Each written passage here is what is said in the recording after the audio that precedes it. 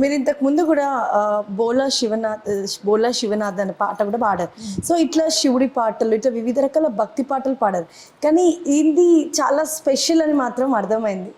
So సీతాదేవికి సంబంధించి 360 డిగ్రీస్లో మీరు చూసి ద లిరిక్స్ కానీ ప్రతి ఒక్కటి కూడా మీరు ఆస్వాదించి పాడిన పాట అనేది అర్థమైంది.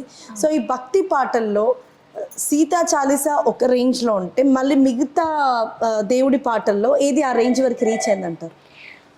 బోలా శంకరుడా ఇందాక చెప్పిన పాట అది శివుడి మీద పాట. అది శివరాత్రికి చేశాను. ఈ శివుడి పాటలు ఏంటో కానీ నాకు చాలా అదృష్టాన్ని ఇచ్చాయో లేకపోతే చాలా హెల్ప్ అయ్యాయో అనుకోవాలి.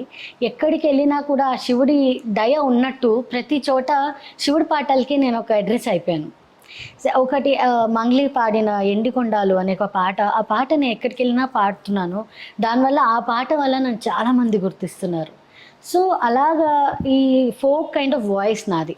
సో ఆ వాయిస్ వల్ల నాకు వచ్చిన రికగ్నిషన్ వల్ల ఈ ఫోక్ సాంగ్స్ కానీ ఫోక్ డివోషనల్ ఈ శివుడు పాటలు కానీ అవి చాలా ప్రత్యేకం నాకు. సో ఇంత డివోషనల్ ఫోక్ నుంచి మీరు మళ్ళీ సినిమా నుంచి అవకాశం వస్తే ఎట్లా హ్యాండిల్ చేస్తారు రెండు? యాజ్ అ సింగర్ అన్ని రకాలు పాడగలగాలి. సో అప్పుడే you are a singer. Otherwise versatility ఉండాలి. ఇప్పుడు మనం శ్రేయా ఘోషల్ గారిని కానీ చిత్ర గారిని కానీ వీళ్ళందరినీ మనం ఎందుకు గుర్తుపెట్టుకుంటున్నాం? ఎందుకు అంటే వాళ్ళు పాడే అన్ని రకాలు పాడతారు. బాలు గారు ఎన్నెన్ని ఐటమ్ టైప్ ఆఫ్ సాంగ్స్ పాడారు, ఎన్నెన్ని డివోషనల్స్ పాడారు, ఎన్నెన్ని మెలోడీస్ పాడారు.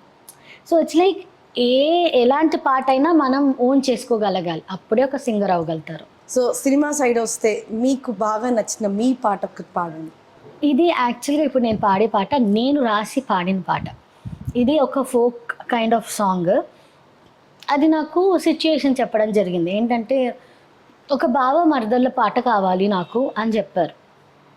అండ్ నా బావ మరదల పాట ఎట్లా ఉండాలంటే నార్మల్ కైండ్ ఉండద్దు. అంటే ఎంతసేపు బావ నన్ను చూడవా అలా కాకుండా ఒక సిచ్యువేషన్ అంటే అది నరేట్ చేస్తున్నప్పుడు ఒక లైవ్ కనిపించాలి పిక్చర్ అన్నట్టుగా చెప్పారు.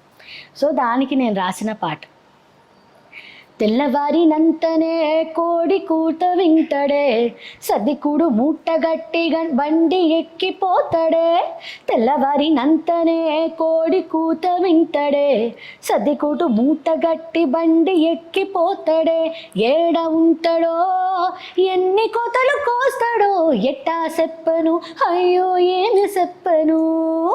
సన్నజాజులంటాడు సేతి గాజులంటాడు, ఆశపడ్డ మనసునేమో కాదనేసిపోతాడు.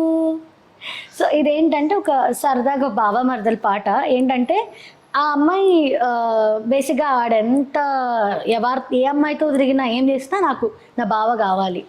సో ఆ బావ డిస్క్రైబ్ చేస్తూ ఉంటుంది అనమాట. సో ఇంకా చరణాలు అయితే బాగుంటుందన్నమాట.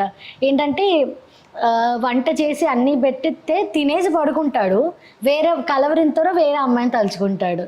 దేవుడా నా బావని మార్చు. సో ఇది ఒక funny kind of funny folk song, funny folk song నా ఫేవరెట్ అనమాట ఇది.